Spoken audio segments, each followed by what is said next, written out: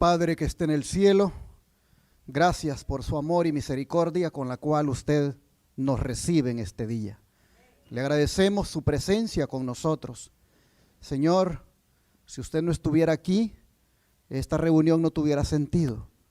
Pero por su presencia aquí, Señor, es que sentimos que hay un pedacito de cielo aquí en la tierra. Y queremos, Padre, al alabarle ahora y también al estudiar su palabra, ser edificados, ser instruidos de tal manera que podamos estar preparados para ir al cielo. Le pedimos perdón por nuestros pecados y le suplicamos sabiduría para entender la palabra. Se lo pedimos en el nombre de Jesús. Amén. Quiero comenzar mi presentación esta mañana haciéndole 3 preguntas al pueblo de Dios aquí presente. Número 1, ¿cuántos creen que Jesús les ama? Sí, hermanos. Nos ama tanto que nos dice con anticipación en las profecías bíblicas lo que está ocurriendo y lo que va a venir. Gracias a Jesús que nos pone en perspectiva anticipadamente de los acontecimientos venideros. Jesús nos ama. La siguiente pregunta es: ¿cuántos de ustedes quieren que Cristo venga pronto? Oh, hermanos y hermanas, por eso nos llamamos adventistas, porque nosotros esperamos la segunda venida de nuestro Señor. Y ese anhelo de que Cristo venga pronto es el que nos debe mantener, hermanos, fieles a Él, sirviéndole y listos para darle la bienvenida. Esto de que Cristo venga pronto, el querer, hermanos, que ocurra, a uno lo debe llevar a vivir de tal manera que su nombre sea glorificado en nuestras vidas. Y la tercera pregunta que les quiero hacer. Tengo conmigo aquí el libro El conflicto de los siglos. ¿Cuántos creen que lo que este libro dice es verdad? Si usted reparte este libro, pero no sabe lo que hay aquí, porque ni siquiera usted lo ha leído, entonces usted no tiene idea de lo que se está perdiendo. Si usted cree que este libro, El conflicto de los siglos, es verdad, entonces usted estará de acuerdo con el mensaje que le voy a predicar ahora. Porque lo que le voy a predicar ahora es, hermanos y hermanas, el fiel cumplimiento de lo que este libro, El conflicto de los siglos, dice, por supuesto, respaldado con la palabra de Dios. Es importante que lo que regalamos a la gente, que lo que repartimos cuando hacemos evangelismo, como es el conflicto de los siglos, creamos lo que dice y lo estudiemos. De manera que con esto puesto como base, quiero hacer ahora una referencia a uno de los eventos de la gran tribulación que nos espera. Y es el que será propiciado por la gran ramera del Apocalipsis. Abramos la Biblia en Apocalipsis 17, versículos 1 al 6. Apocalipsis 17, versículos 1 al 6.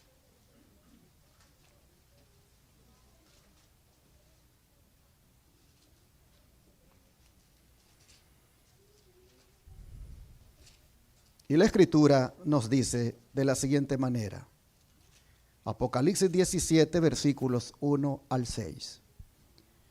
Vino entonces uno de los 7 ángeles que tenían las 7 copas y habló conmigo diciéndome: ven acá y te mostraré la sentencia contra la gran ramera, la que está sentada sobre muchas aguas, con la cual han fornicado los reyes de la tierra, y los moradores de la tierra se han embriagado con el vino de su fornicación.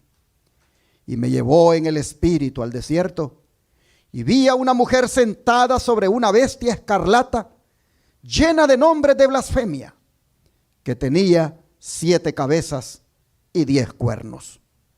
Y la mujer estaba vestida de púrpura y escarlata, y adornada de oro, de piedras preciosas y de perlas, y tenía en la mano un cáliz de oro lleno de abominaciones y de la inmundicia de su fornicación. Y en su frente un nombre escrito, un misterio: Babilonia la grande, la madre de las rameras y de las abominaciones de la tierra.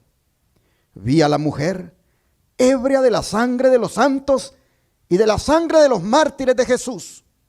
Y cuando la vi, quedé asombrado con gran asombro. Así, hermanos y hermanas, Jesús, que nos ama tanto, nos dice a través del apóstol Juan, de esta mujer, símbolo de una iglesia apóstata que hace semejantes barbaridades y que propaga estas abominaciones y engaños. Pudiera yo con mis propias palabras decir en este momento, es tal iglesia, pero prefiero que el libro que mencioné, El conflicto de los siglos, nos diga, hermanos, ¿quién es este poder? ¿Quién es esta iglesia? ¿Quién es esta mujer? Y entonces dice así el conflicto de los siglos. La mujer Babilonia de Apocalipsis 17 está descrita como vestida de púrpura y escarlata, y adornada de oro y piedras preciosas y perlas, teniendo en su mano un cáliz de oro lleno de abominaciones, es decir, las inmundicias de sus fornicaciones. Y en su frente tenía un nombre escrito, misterio, Babilonia la grande, madre de las rameras. El profeta dice, vi a aquella mujer embriagada de la sangre de los santos y de la sangre de los mártires de Jesús. Se declara además que Babilonia es aquella gran ciudad la cual tiene el imperio sobre los reyes de la tierra. Así, el conflicto de los siglos, en las páginas 432 y 433, está para que veamos la explicación que va a dar, prácticamente haciendo referencia a lo que ya hemos leído. Pero ahora viene la explicación. ¿De quién se trata esta mujer? Dice, la potencia que por tantos siglos dominó con despotismo sobre los monarcas de la cristiandad, ¿es quién, hermanos? Roma. La púrpura y la escarlata, el oro y las piedras preciosas y las perlas describen como a lo vivo la magnificencia y la pompa más que reales de que hacía gala la arrogante sede romana. Y de ninguna otra potencia se podría decir con más propiedad que estaba embriagada de la sangre de los santos, que de aquella iglesia que ha perseguido tan cruelmente a los discípulos de Cristo. Se acusa además a Babilonia de haber tenido relaciones ilícitas con los reyes de la tierra. Por su alejamiento del Señor y su alianza con los paganos, la iglesia judía se transformó en ramera. Roma se corrompió de igual manera al buscar el apoyo de los poderes mundanos y por consiguiente recibe la misma condenación. Así, hermanos, el conflicto de los siglos, sin andar con tantas vueltas, dice, esa mujer que está sentada sobre esa bestia escarlata, esa mujer que se embriaga de la sangre de los santos, esa mujer no es otra que la iglesia romana. Pero interesante, cuando uno lee la descripción, vamos nuevamente porque hay que detenerse un poco acá, Cuando uno lee la descripción que se da de ella dice que está sentada sobre una bestia escarlata. Esta bestia escarlata no es otra que Satanás dándole a ella el poder civil, para que a través de ese poder civil ella pueda hacer todo lo que se propone. La bestia escarlata es símbolo de esas naciones que han llegado a la primacía o a la supremacía a través del derramamiento de sangre que ha habido, buscando esa supremacía. Pero estas solo han sido cuando se prestan para servicio, al servicio del papado o de la iglesia romana, solo han sido instrumentos de Satanás. Así que bestia escarlata, Satanás, utilizando el poder civil para que ahí se monte la iglesia romana. Y esta semana, él ha sido noticia. Esta semana la iglesia romana ha insistido en una forma de autoridad mundial a través de una encíclica que ha escrito para el mundo entero. Esta encíclica llamada Laudate Deum, que significa alaben a Dios. Oh, hermanos y hermanas, cuando uno mira el proceder de Roma en el pasado,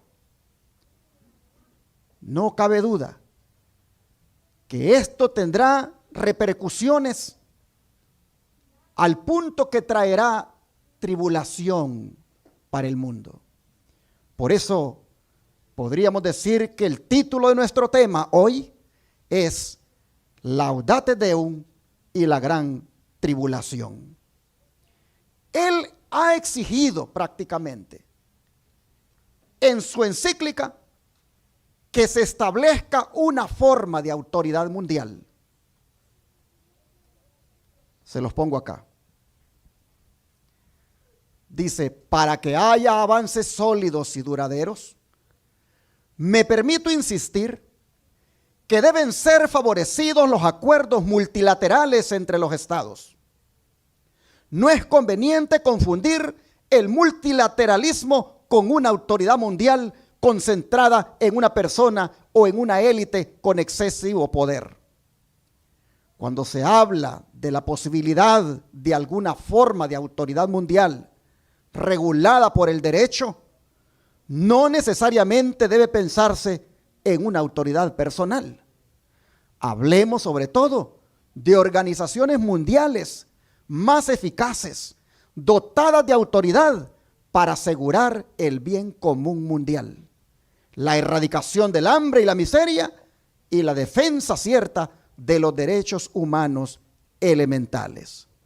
La cuestión es que deben estar dotadas de autoridad real de manera que se pueda asegurar el cumplimiento de algunos objetivos irrenunciables, pues de este modo se daría lugar a un multilateralismo que no dependa de las circunstancias políticas cambiantes o de los intereses de unos pocos y que tenga una eficacia estable.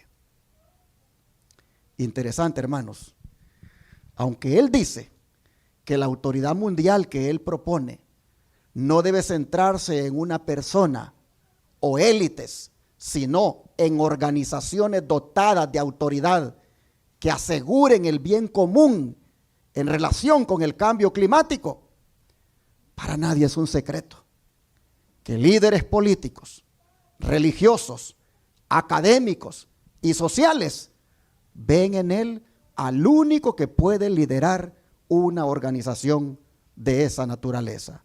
Se los pongo acá en el siguiente video. Eric Schmidt, presidente ejecutivo de Google. Donald Trump, presidente de los Estados Unidos. Vladimir Putin, presidente ruso. Leonardo DiCaprio, estrella de Hollywood. Christine Lagarde, directora general del Fondo Monetario Internacional. Isabel II, reina de Inglaterra. ¿Por qué las autoridades de todo el mundo quieren encontrarse con el Papa Francisco? ¿Por qué Obama y Raúl Castro reconocieron su contribución en la reapertura de sus relaciones? ¿Cómo se genera un liderazgo? ¿Cuáles son las claves que consolidan el prestigio?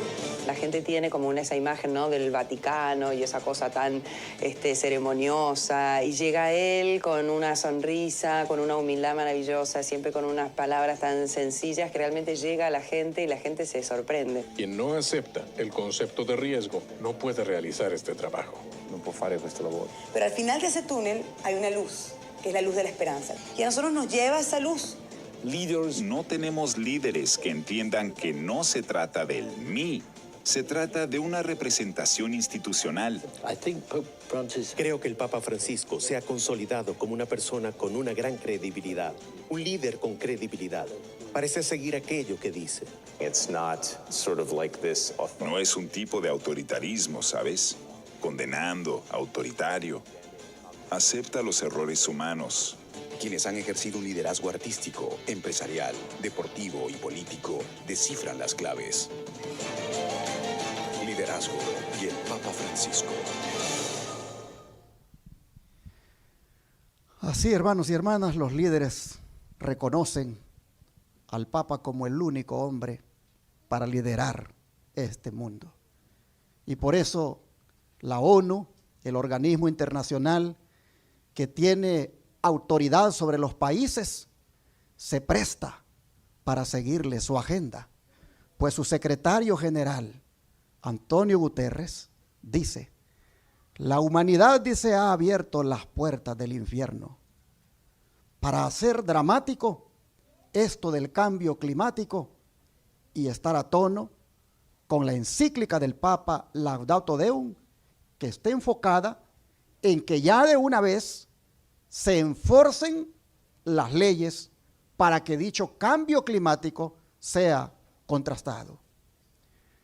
Si ustedes se fijaron, él habla de una autoridad mundial única, la cual dice no se centra en una persona, sino en organizaciones eficaces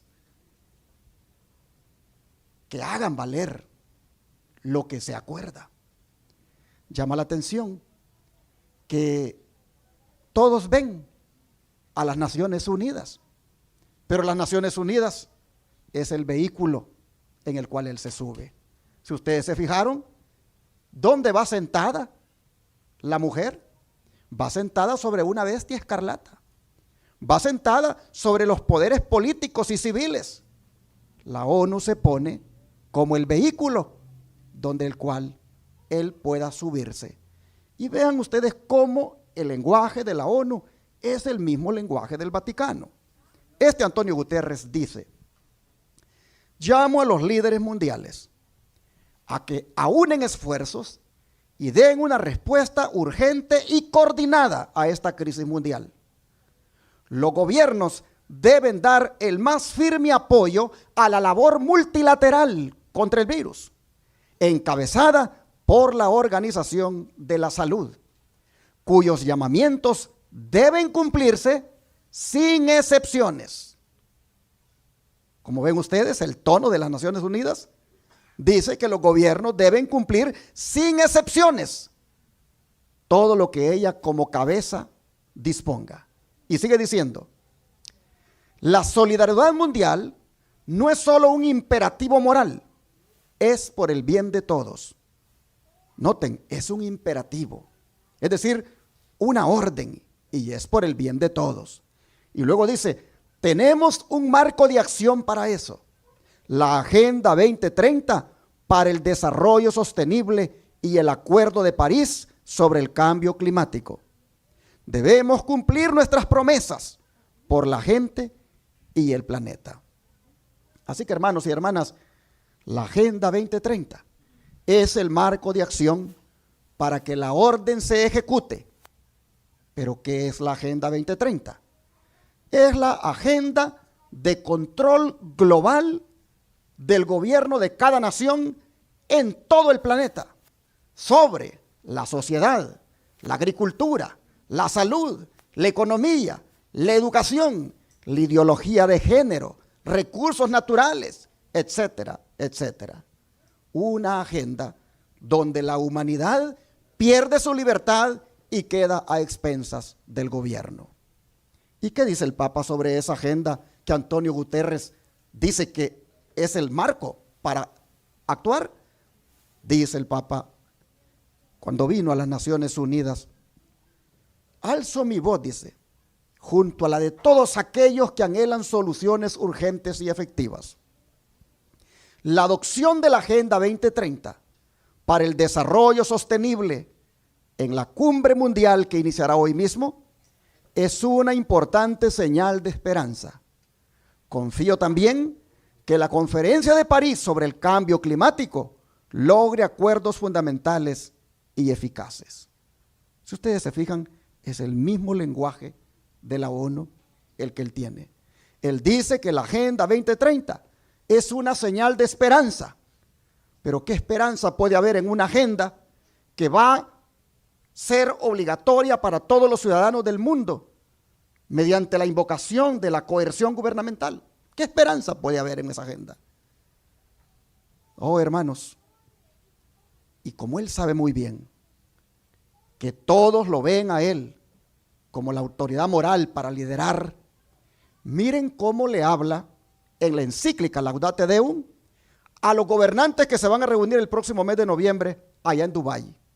Wow, la manera como les habla. En la COP28 que va a haber, dice: si hay un interés sincero en lograr que la COP28 sea histórica, que nos honre y ennoblezca como seres humanos, entonces solo cabe esperar formas vinculantes de transición energética que tengan 3 características: que sean eficientes, que sean obligatorias y que se puedan monitorear fácilmente. Esto para lograr que se inicie un nuevo proceso destacado por 3 aspectos: que sea drástico, que sea intenso y que cuente con el compromiso de todos. No es lo que ocurrió en el camino recorrido hasta ahora, y solo con ese proceso se podría recuperar la credibilidad de la política internacional, porque únicamente de esa manera concreta será posible reducir notablemente el dióxido de carbono y evitar a tiempo los peores males. ¿Qué les parece el tono de esta encíclica o carta? ¿No les parece que habla con una gran autoridad? Prácticamente es como amenazándolos. Han pasado 8 años desde su encíclica Laudato Si y él se hartó de estar esperando decisiones concretas que vayan encaminadas a enforzar leyes. En relación con el cambio climático, él espera que se adopten acuerdos drásticos, fáciles de monitorear y donde todos estén involucrados. Tremenda autoridad con la que habla. Una autoridad que se la ha dado ¿quién, hermanos? Vamos a Apocalipsis 13 para ver quién le ha dado esa autoridad. Apocalipsis 13, versículo 1. Dice: me paré sobre la arena del mar y vi subir del mar una bestia que tenía 7 cabezas y 10 cuernos, y en sus cuernos 10 diademas, sobre sus cabezas un nombre blasfemo. Ahora vea el versículo 3. Y vi una de sus cabezas, bueno, vamos a leer el 2. Y la bestia que vi era semejante a un leopardo, y sus pies como de oso, y su boca como boca de león. Y el dragón le dio su poder y su trono y grande autoridad. Vi una de sus cabezas como herida de muerte, pero su herida mortal fue sanada. Y se maravilló toda la tierra en pos de la bestia. Y el 4 dice: y adoraron al dragón que había dado autoridad a la bestia. Y adoraron a la bestia diciendo: ¿quién como la bestia y quién podrá luchar contra ella? Y el 5 dice: y también se le dio boca que hablaba grandes cosas y blasfemia, y se le dio autoridad para actuar 42 meses. Y abrió su boca en blasfemias contra Dios, para blasfemar en su nombre de su tabernáculo y los que moran en el cielo. Y se le permitió hacer guerra contra los santos y vencerlos. También se le dio autoridad sobre toda tribu, pueblo, lengua y nación. Y la adoraron todos los moradores de la tierra, cuyos nombres no estaban escritos en el libro de la vida del Cordero, que fue inmolado desde la fundación, desde el principio del mundo. Y cerramos con el 9. Si alguno tiene oído, oiga. Hermanos y hermanas, ¿quién representa este poder? ¿De quién recibe el poder para hacer todo lo que hace? Ni más ni menos dice que del dragón, símbolo de Satanás y de su instrumento, el imperio romano pagano que le prestó para que se montara allí el poder. Interesante cómo dice que la tierra se maravilla en pos de este poder. Ya nosotros hemos visto en el video líderes políticos, sociales, líderes académicos, autoridades deportivas, gente inclusive que lideran las finanzas del planeta. Todos estos siempre están al servicio de él. La tierra se maravilla en pos de ella. Interesante que va a llegar un momento en que lo van a adorar. Y dice que solo lo van a adorar aquellos cuyos nombres no están escritos, ¿a dónde? En el libro de la vida. De manera que surge la pregunta en esta hora: ¿dónde tiene usted escrito su nombre? Porque los que no tengan escrito su nombre en el libro de la vida terminarán adorando a este poder. Jesús le está diciendo a Juan: y la adoraron aquellos cuyos nombres no están escritos en el libro de la vida.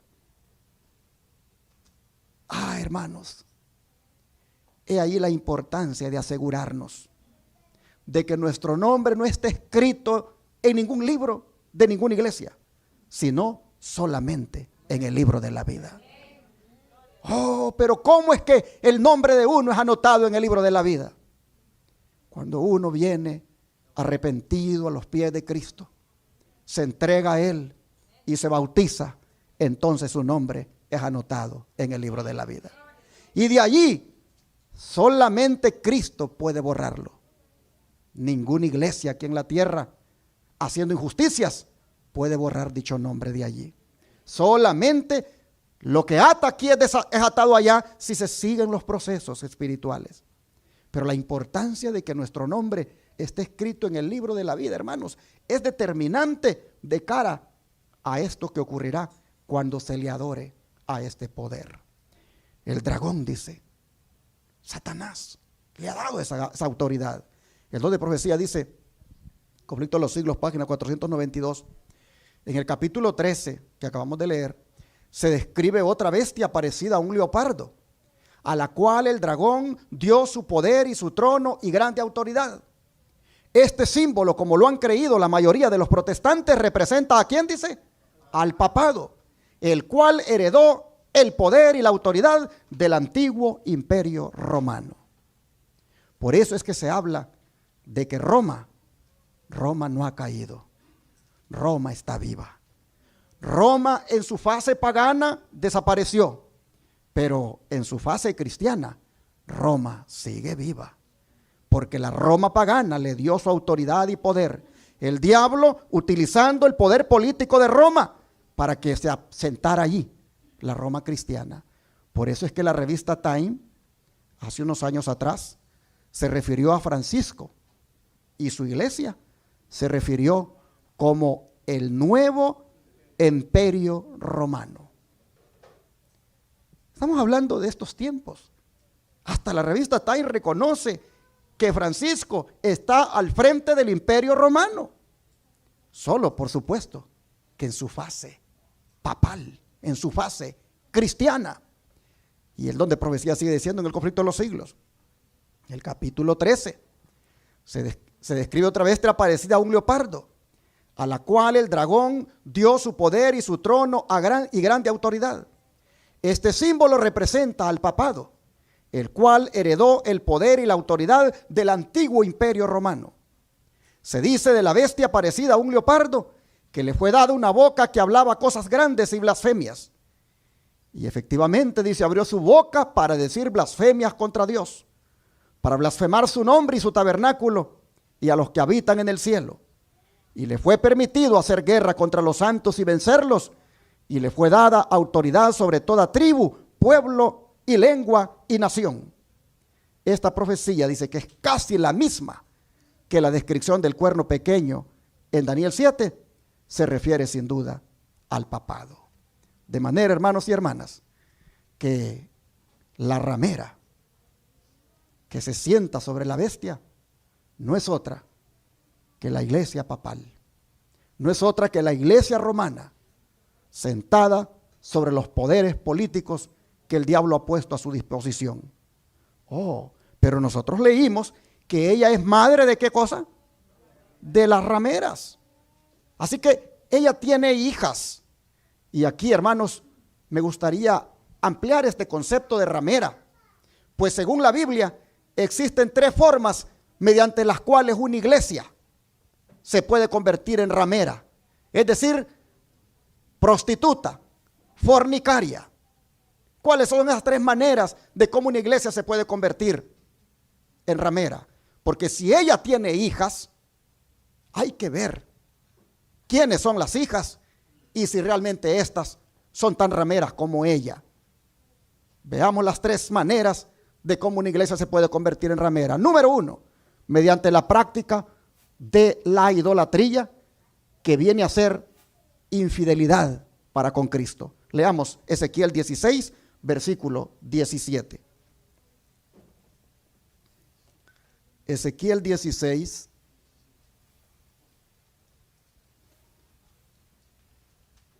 versículo 17.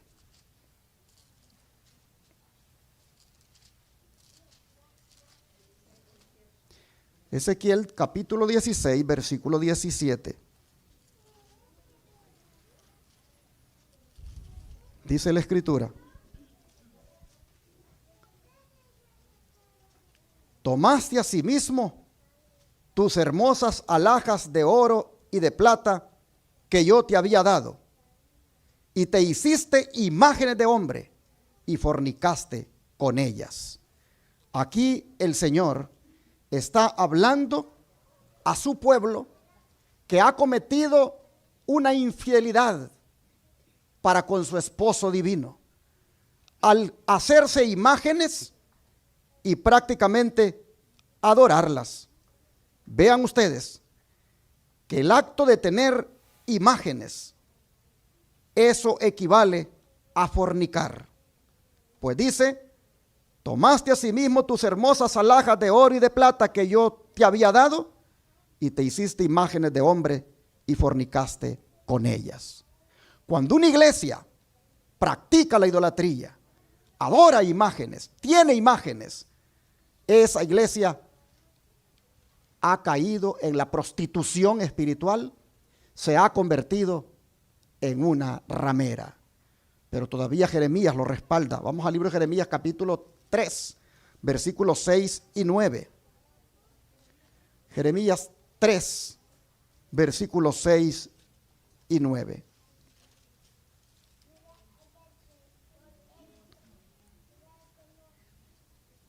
Jeremías 3, versos 6 y 9. Me dijo Jehová en días del rey Josías: ¿has visto lo que ha hecho la rebelde Israel? Ella se va sobre todo monte alto y debajo de todo árbol frondoso, y allí fornica. Verso 9. Y sucedió que por juzgar ella cosa liviana su fornicación, la tierra fue contaminada y adulteró con la piedra y con el leño. Una vez más, el esposo divino está hablando de su esposa, la iglesia, que le ha sido infiel, y lo ha hecho al ir en pos de la idolatría, en pos de los ídolos. Así que la práctica de la idolatría hace que una iglesia se convierta en ramera. Pero hay otra forma de cómo una iglesia se puede tornar en ramera, y es cuando se vuelve amistosa con el mundo al punto de degenerarse. Pues miren Santiago 4, verso 4 lo que dice. Santiago 4, verso 4.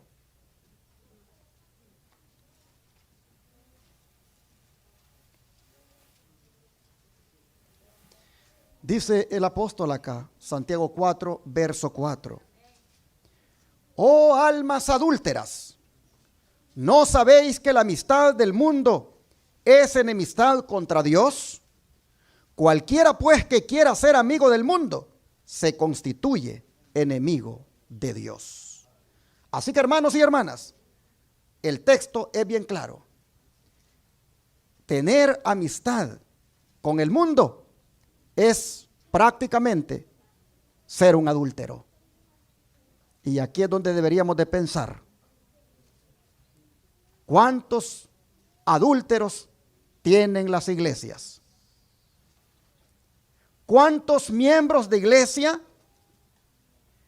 están prácticamente congraciándose con el mundo? Tienen el mundo en su vida y lo reflejan de todas maneras. Si no lo tienen aquí por las pestañas, lo tienen por las cejas. Si no lo tienen por las cejas, lo tienen por la cara, por el pelo, por la vestimenta. Lo tienen por la música. Oh, hermanos, hay hermanos en la iglesia que están, dicen, preparándose para la venida de Cristo, pero siguen con sus prácticas mundanas. Son adúlteros, dice el Señor. Son adúlteros. Son infieles. El otro día me dijeron, pastor, entre ahí a la red social tal y mire lo que la fulanita ha subido. Y el sábado está en la iglesia. El sábado está participando, pero mire lo que ha subido en sus redes sociales. No ha subido una alabanza. No ha subido un himno con el cual glorifique a Dios, con el cual en ese mundo de las redes le conozcan como hija de Dios. Ha subido una canción mundana. Y yo tuve que decir para mí mismo, wow, es que tenemos en este tiempo miembros de doble cara. Una cara en la iglesia y otra cara en las redes sociales. Hipócritas, dice el Señor. Hipócritas. Si van a ser cristianos en la iglesia, también sean cristianos en las redes sociales. Si van a ser cristianos en la iglesia, sean cristianos también en el lugar de trabajo. Donde quiera estén, que los vean que son cristianos. No tengan doble cara, no sean hipócritas, adúlteros, dice el Señor. Estamos viendo cómo una iglesia se hace adúltera. Porque la madre de las rameras, esta mujer, esta iglesia, tiene hijas. Y las hijas, ya vamos a ver con nombre y apellido quiénes son. Pero estamos viendo cómo es que se llega a convertir en adúltera, en ramera, en fornicaria una iglesia. Cuando permite que las prácticas del mundo entren en su vida. Así que hermano, hermana, si usted es de las hermanitas que en la iglesia se mira bien bonita, pero entre semana parece una mundana, es mejor que se ponga bien con el Señor para que no caiga en ese adulterio. No deje que el mundo le invada. Y luego, bueno, ese fue un tipo de ejemplo que puse. Pero bueno, en las iglesias ahora y celebrando el día de San Valentín. El pastor mismo diciendo, hermanos, recuerden que a la puesta del sol nos vamos a ver en tal lugar para celebrar el día de San Valentín. Celebrando Navidad. En fin, hermanos y hermanas, celebrando fiestas paganas. Prácticamente toda la iglesia metido el mundo dentro de ella. Los miembros lo tienen en su manera de vivir, pero la iglesia en sus festividades que hace. Eso es un tipo de adulterio, esa es una infidelidad que Dios no aprueba. Y el Señor, hermanos, está diciendo, son adúlteros. Hermanos, pero también hay otra forma de cómo una iglesia se puede convertir en ramera o adúltera. Y es mediante la unión de la iglesia con el Estado o el gobierno civil, tal como ocurrió con el anterior gobierno en este país, que a cada rato llegaban los pastores ahí, dizque a orar con él, y prácticamente estaban unidos con él. Hoy no se mira eso. Ustedes no ven ahora que lleguen los pastores con el presidente actual, pero con este, ahí estaban.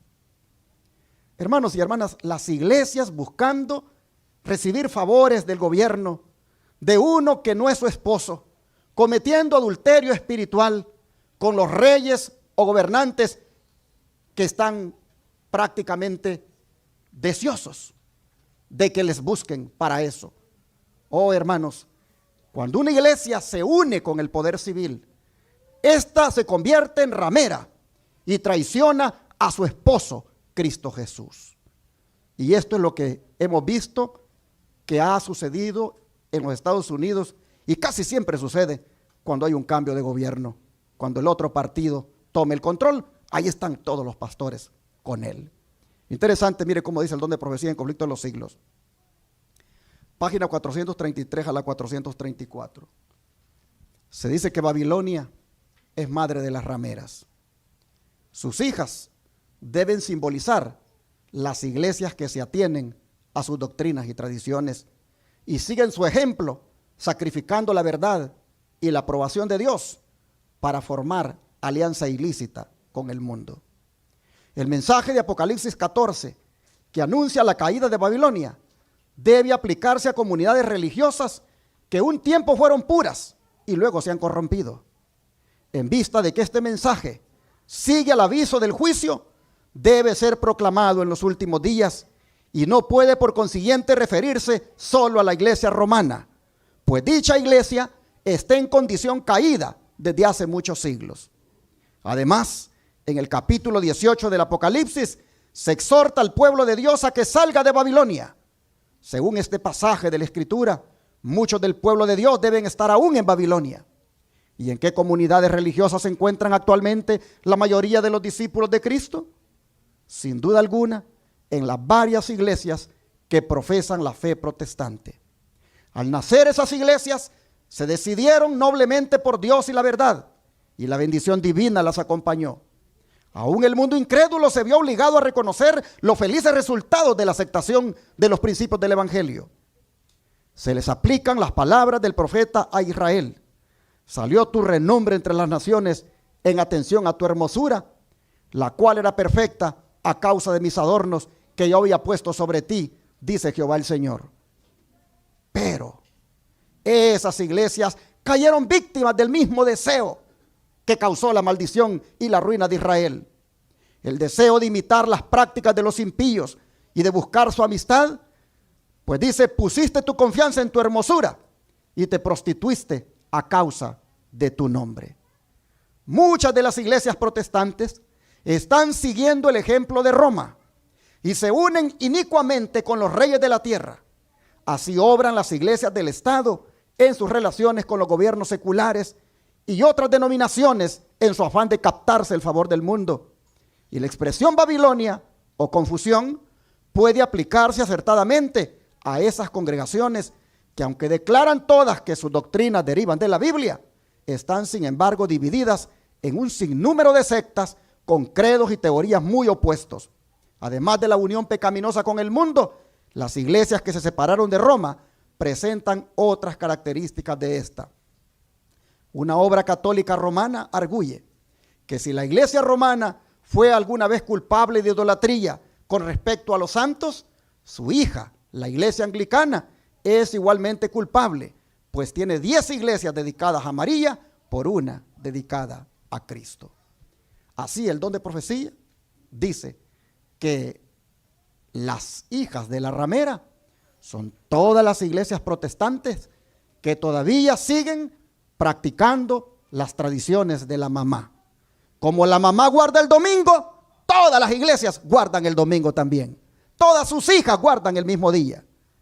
Oh, si tan solo el que está oyendo en la televisión o mirando en esta hora abriera sus ojos y viera que realmente el estar guardando el domingo es sencillamente hacer lo que la Santa Madre Iglesia le ha enseñado.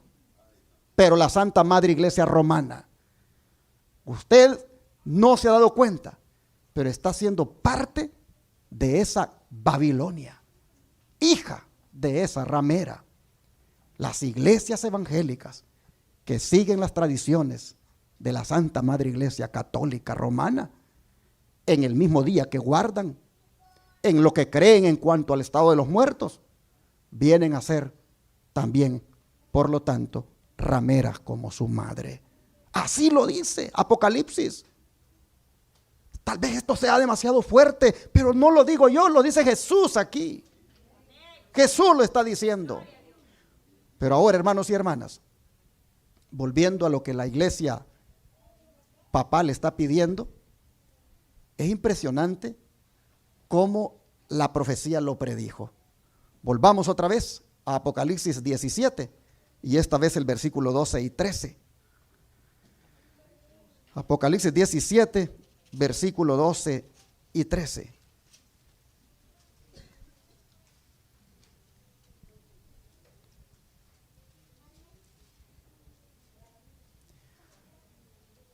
Y los 10 cuernos que has visto son 10 reyes que aún no han recibido reino, pero por una hora recibirán autoridad como reyes juntamente con la bestia. Estos tienen un mismo propósito y entregarán su poder y su autoridad ¿a quién? ¿Qué es lo que está pidiendo el Papa en la encíclica Laudato Deum? Que se establezca una forma de autoridad mundial. ¿Y qué es lo que dice Apocalipsis que va a recibir ella? Es decir, la iglesia romana. Autoridad. Ella está pidiendo autoridad y aquí dice la Biblia, vuélvalo a leer, versículo 12. Y los 10 cuernos que has visto son 10 reyes que aún no han recibido reino, pero por una hora reciben autoridad como reyes juntamente con la bestia. Primero, hermanos, es juntamente con ella, pero luego el 13 dice, estos tienen un mismo propósito y le van a entregar su poder y su autoridad a la bestia. Si ustedes se fijan, la iglesia romana en su encíclica insiste en una forma de autoridad mundial. Apocalipsis dice, la habrá, pero esa forma de autoridad mundial va a ser compartida entre la iglesia romana y los gobernantes. Pero como están tan de acuerdo, dice Apocalipsis, los gobernantes terminarán dándole toda la autoridad. Él dice, no debe ser centrada en una persona. Sí, porque todo es un proceso. Primero es en organizaciones, pero estas, dice Apocalipsis, terminarán entregándole a ella completamente la autoridad.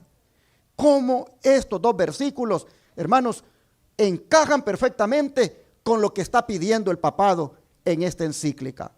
¿No les suena parecido a ustedes esto a Naciones Unidas, como con diversas naciones teniendo un poco de independencia, pero al mismo tiempo cediendo la autoridad a un cuerpo mundial para el bien común?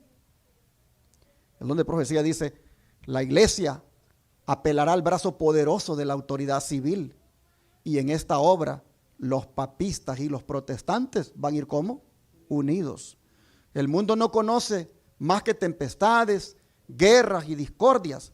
Sin embargo, las gentes se unirán bajo una misma dirección, la de la potencia papal, para oponerse a Dios en la persona de sus testigos. La encíclica Laudato Deum, donde él pide que se establezca una forma de autoridad mundial que sea drástica, que monitoree, que sancione y que todos le hagan caso, es, dice él, para que se pueda contener este cambio climático que está sufriendo el planeta. Y ustedes ven que apenas sale una noticia de un terremoto por un lado, cuando sale una tempestad por otro lado, y cuando sale por allá otro huracán causando muertes, y de repente una guerra. Uno dice, ¿pero cómo? Sí, dice que el mundo no conoce más que eso, tempestades, guerras y discordias. Pero finalmente todo esto, ¿en qué va a acabar? Todo esto, dice, va a hacer que la gente se una bajo una misma dirección, la de la potencia papal, para oponerse a Dios en la persona de sus testigos. Todo esto, hermanos y hermanas, va a desencadenar en la ley dominical. Lo que estamos mirando ahora de catástrofes por todas partes y un hombre muy preocupado, y parecerá ser como que él está más preocupado por todos que cualquiera, pidiendo que se haga algo para detener esto. Pero como en esas sus encíclicas va también poniendo que el domingo sea el día, dice él, donde se tenga una mirada contemplativa de la naturaleza y se pueda ver, dice, lo que Dios ha hecho y experimentar allí una sanación entre Dios y el hombre. Oh, hermanos, bajo el disfraz de una encíclica a favor del medio ambiente, bajo el disfraz de un interés de que tengamos un planeta saludable, allí va metido el que se ocupe el domingo para tener la mirada contemplativa, para que podamos nosotros apreciar la naturaleza. Ah, hermanos y hermanas, ¿qué va a pasar? ¿Qué va a pasar cuando se incrementen los terremotos? Cuando se incrementen las catástrofes, los huracanes, los incendios, los tsunamis. ¿Qué va a pasar? Habrán unos que serán objeto de volverlos a ver, porque serán los únicos que no han entrado en esa agenda con el paquete completo de guardar el domingo.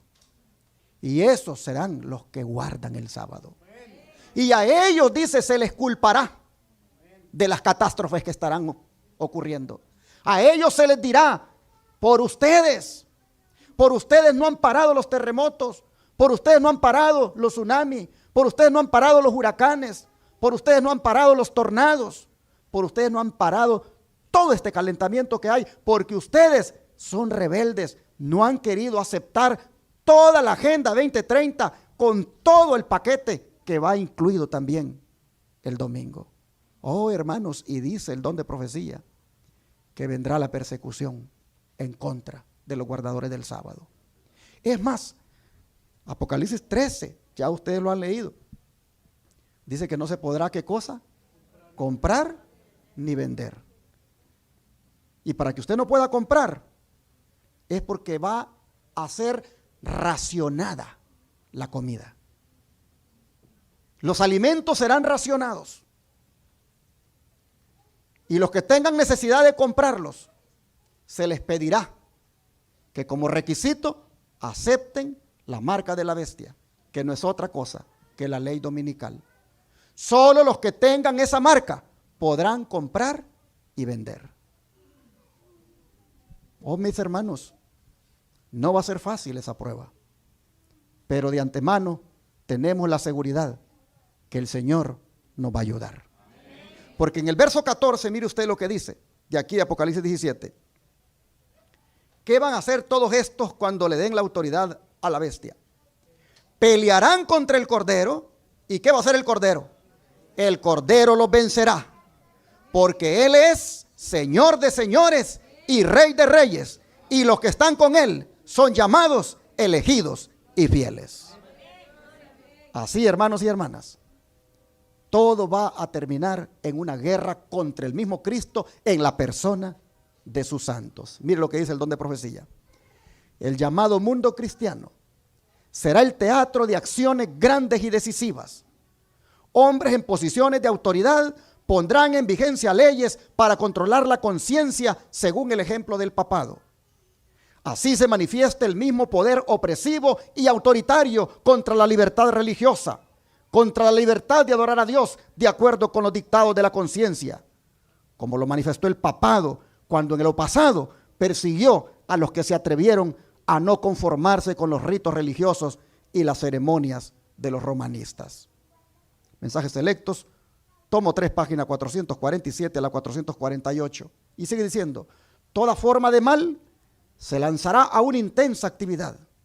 Malos ángeles unen su poder con hombres impíos, y como han estado en conflicto constante y son experimentados en las mejores artes de engañar y de combatir, y como se han fortalecido durante siglos, no se rendirán en el último conflicto sin una lucha desesperada. Todo el mundo estará de un lado o del otro. La batalla del Armagedón se peleará, y ese día no debe hallar a ninguno de nosotros durmiendo. Debemos estar bien despiertos como vírgenes prudentes que tenemos aceite en nuestras vasijas con nuestras lámparas. El poder del Espíritu Santo debe estar sobre nosotros, y el capitán de la hueste del Señor estará a la cabeza de los ángeles del cielo para dirigir la batalla. Aún ocurrirán sucesos solemnes. Una trompeta tras otra resonará. Copa tras copa se derramará sobre los habitantes de la tierra.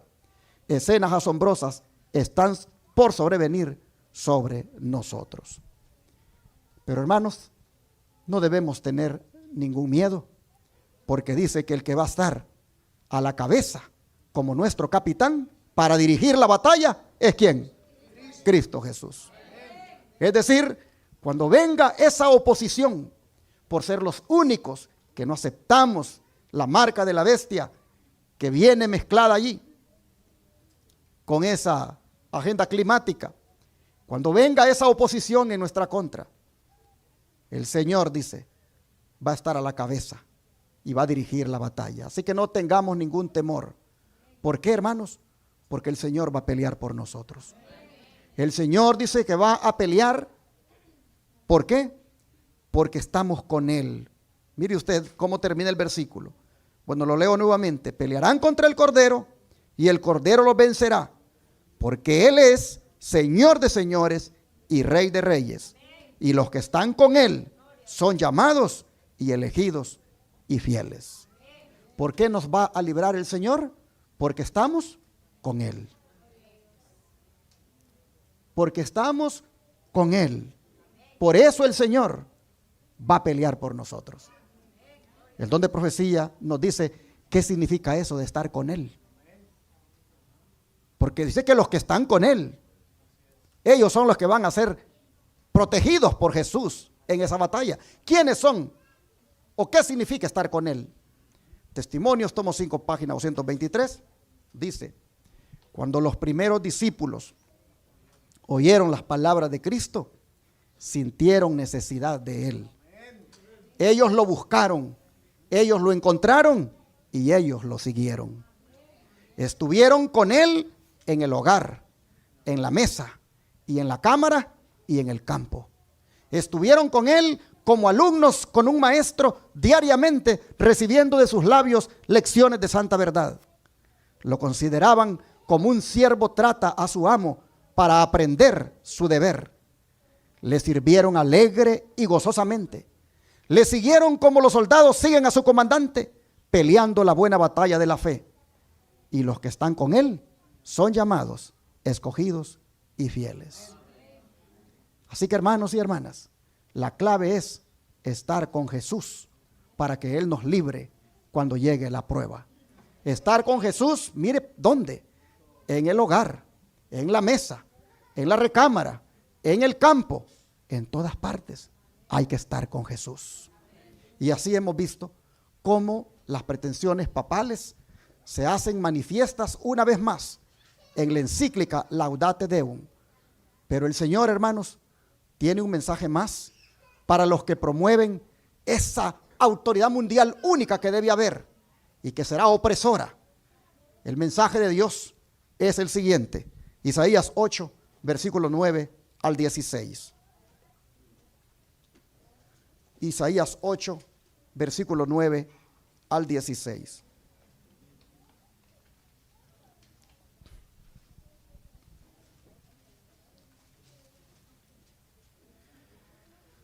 Reuníos pueblos y seréis quebrantados.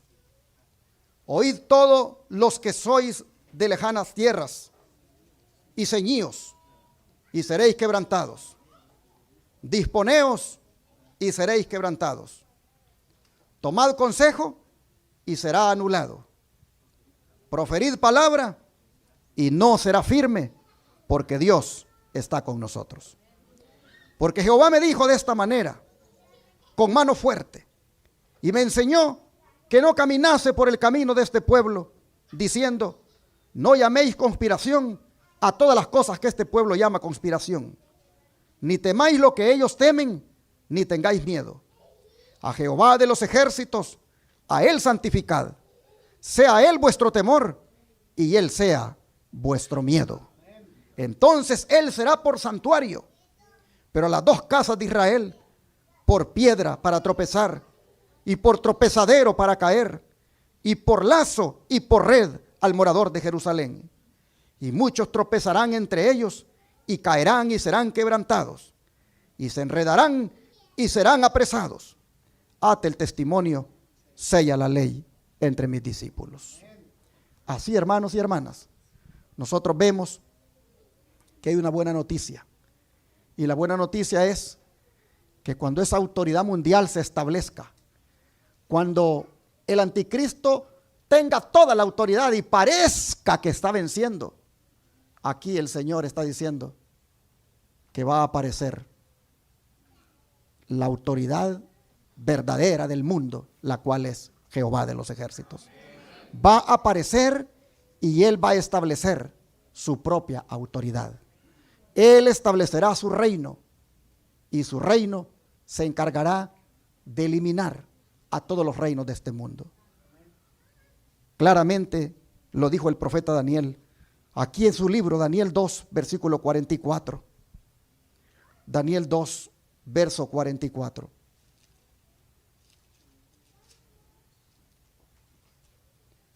Dice, y en los días de estos reyes, el Dios del cielo levantará un reino que no será jamás destruido, ni será el reino dejado a otro pueblo. Desmenuzará y consumirá a todos estos reinos, pero Él permanecerá para siempre. Así, hermanos y hermanas, Dios aparecerá y pondrá las cosas en su lugar. Pueden unirse todos los que se quieran unir.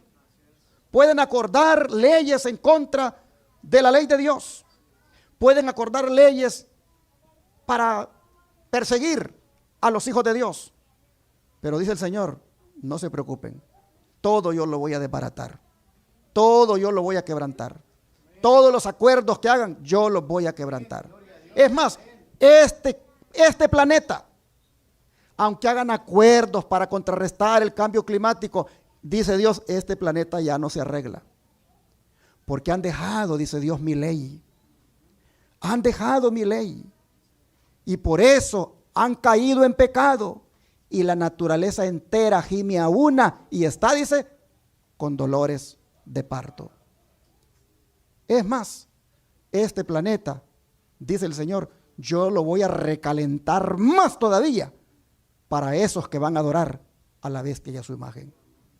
Así que el calentamiento global y todo lo que está sucediendo, ningún hombre lo va a poder detener, porque ya el Señor ha dicho que esto va a ir cada día de mal en peor. Mejor Dios quisiera que el mundo vuelva a Él guardando su santa ley. Dios quisiera que más que juntarse para determinar qué hacer, se juntaran para determinar cómo volver a Dios, cómo volver a su santa ley, cómo volver a respetar los mandamientos de Dios. Hermanos y hermanas, el nuevo orden mundial o la autoridad única mundial que la iglesia romana quiere que se establezca, hermanos, esa autoridad mundial, Daniel ha dicho que no se va a dar, porque si se da, será por poco tiempo, porque luego vendrá Él y entonces desmenuzará a todas las autoridades del mundo.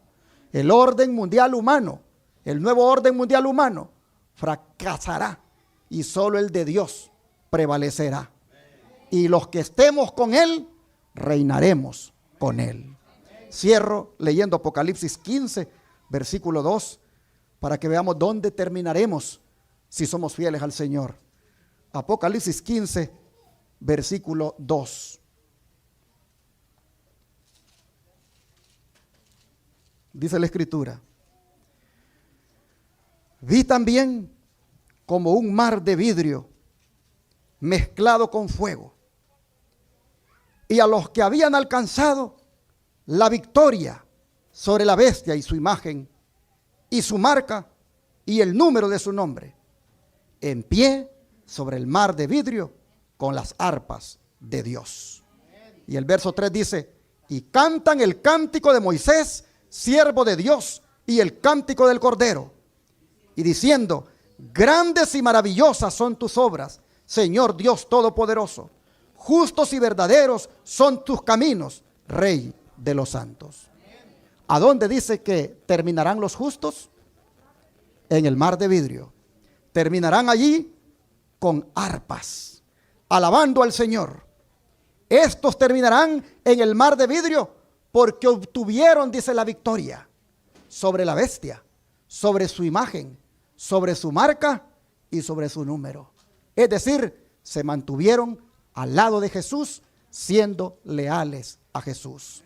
Por eso, hermanos y hermanas, si queremos terminar todos en el mar de vidrio, con las arpas de Dios, cantándole al Señor y siendo felices para siempre, elijamos obedecer a Dios antes que a los hombres.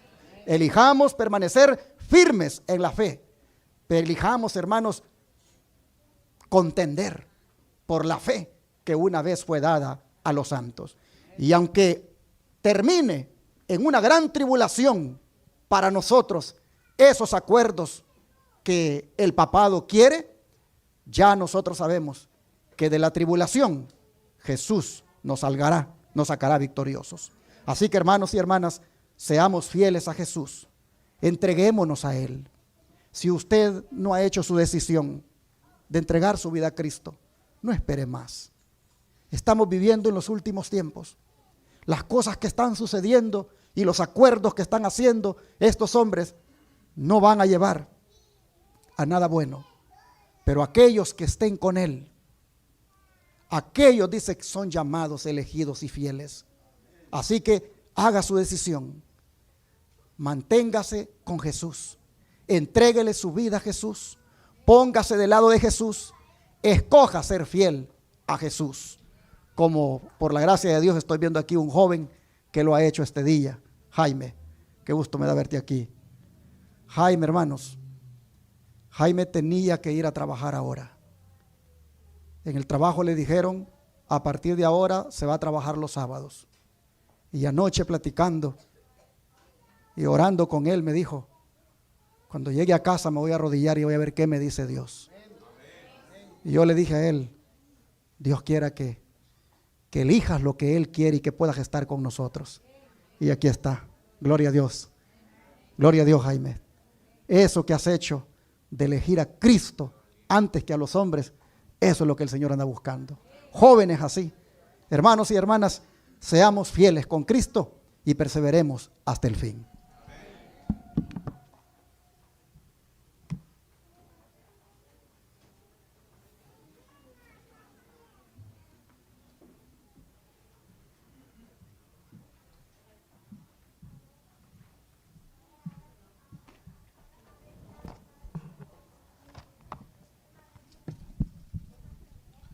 Puestos en pie, hermanos, vamos a entonar el himno número 380. Contendamos siempre por nuestra fe.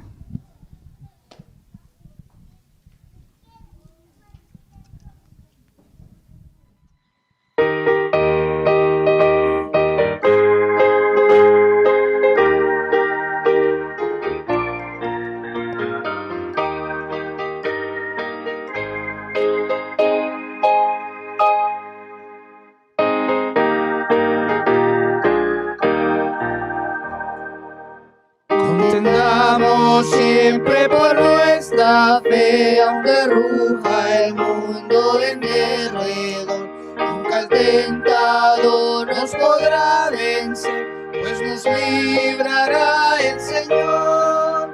Si sufrimos aquí, reinaremos ahí, en la gloria celestial. Si llevamos la cruz por amor de Jesús, la corona Él nos dará. seamos tibios de corazón y dejemos nunca el primer amor. Mantengamos firme la profesión de la fe del Salvador. Si sufrimos aquí, reinaremos ahí en la gloria celestial. Si llevamos la cruz por amor de Jesús, la corona Él nos dará. Procuremos todos la santidad, sin la cual ninguno ve al Señor. Con su paz y eterna felicidad, Cristo da al vencedor. Si sufrimos aquí, reinaremos ahí en la gloria celestial. Si llevamos la cruz por amor de Jesús, la corona Él nos dará. Amén. Como dice el himno, hay que contender por nuestra fe. Y hay que contender primero de rodillas y luego siendo un testigo fiel y leal ante el mundo. Solo se puede conseguir esto por su poder. Así que arrodillémonos y pidámosle su poder para contender por nuestra fe.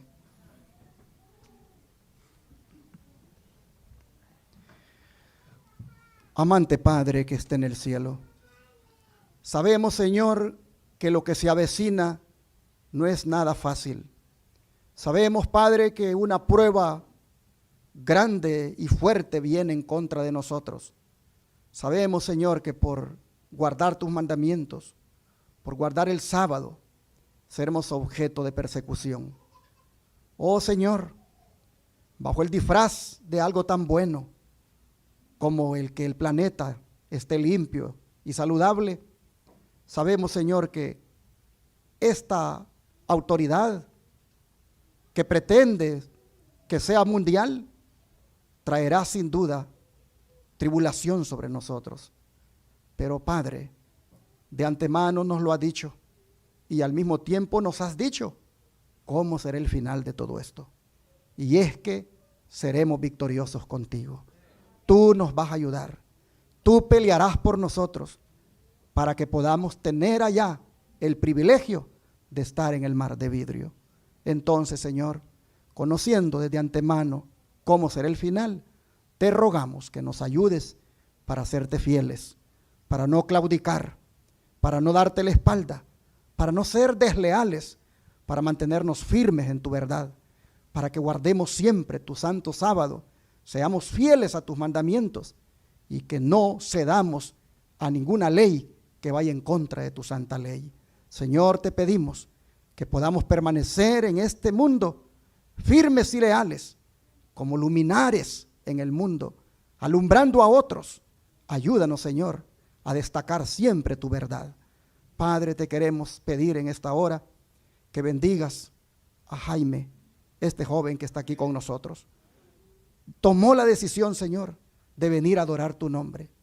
Estaba haciendo prácticamente de una manera mandatada que tenía que trabajar, pero prefirió venir a adorar tu nombre. Señor, te queremos pedir que lo bendigas. Te queremos pedir que lo ayudes para que así como ha sido leal y fiel ahora, lo sea siempre.